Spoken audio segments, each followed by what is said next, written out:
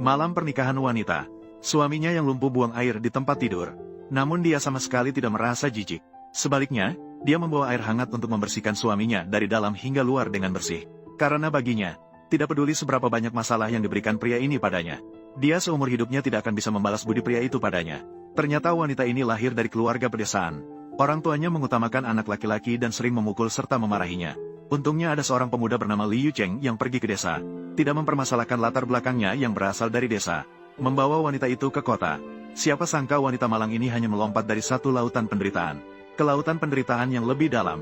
Hanya karena keluarga suaminya sama sekali tidak menganggapnya. Selama bertahun-tahun di kota, Li Yucheng terus menunda untuk mendapatkan akta nikah dengannya. Seluruh keluarganya memperlakukannya seperti pembantu yang tidak dibayar.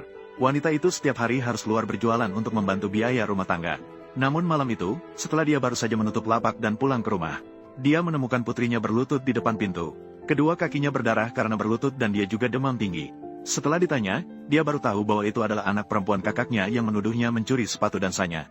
Wanita itu yakin putrinya tidak akan melakukan hal seperti itu. Melihat putrinya diperlakukan seperti ini, wanita itu marah dan mengangkat putrinya masuk ke dalam rumah. Namun, baru saja masuk, ibu mertuanya sudah berteriak. Ketika Yucheng pergi ke desa, kamu menggoda dia. Melahirkan seorang anak yang juga mewarisi kebiasaan buruk orang desa kalian. Begitu kecil sudah tahu mencuri. Wanita itu tidak sempat berdebat dengan ibu mertuanya. Setelah dengan cepat membersihkan luka putrinya, dia sangat cemas dan ingin membawanya ke rumah sakit untuk pemeriksaan menyeluruh. Namun, keluarga ini tetap tidak mau mengalah. Mereka saling menyalahkan Wei Wei karena mencuri. Melihat wajah mereka yang jelek, api kemarahan di dalam hatinya tidak bisa lagi ditekan. Dia langsung membalikkan meja dengan keras. Tindakannya ini membuat semua orang terkejut. Mereka tidak menyangka wanita yang biasanya sabar berani bertindak seperti ini. Pria brengsek itu mengeluh apakah wanita itu sudah gila. Wanita itu langsung menamparkan pria brengsek itu. Dia mengatakan bahwa selama bertahun-tahun dia bekerja siang dan malam untuk menghidupi seluruh keluarganya. Namun, mereka di luar mengatakan bahwa mereka adalah pembantu. Demi putrinya, dia terus menahan diri. Awalnya dia berpikir waktu bisa mengubah segalanya. Tak disangka, mereka semakin keterlaluan. Sungguh sekelompok serigala berbulu domba.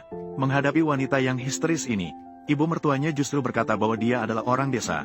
Bisa mengikuti anaknya saja sudah merupakan keuntungan besar. Kakak laki-laki di sampingnya bahkan mengejek adiknya yang tidak berguna. Bahkan tidak bisa mengurus wanitanya sendiri. Wajah keluarga Laoli sudah dipermalukan olehnya. Pria brengsek itu demi muka, bahkan benar-benar memukul wanita. Putrinya melihat kejadian itu segera berlari mendekat. Namun, dia didorong oleh kakak ipar. Kepalanya langsung terbentur sudut meja. Wanita itu melihat putrinya terluka, hatinya hancur. Dia juga tidak bisa memikirkan yang lain. Menggendong putrinya, dia berlari ke rumah sakit. Namun, ibu mertuanya di samping berkata dengan dingin, "Bersihkan rumah ini dulu baru bisa pergi." Pria brengsek itu juga menghalanginya dan mengancam bahwa jika tidak bersih-bersih,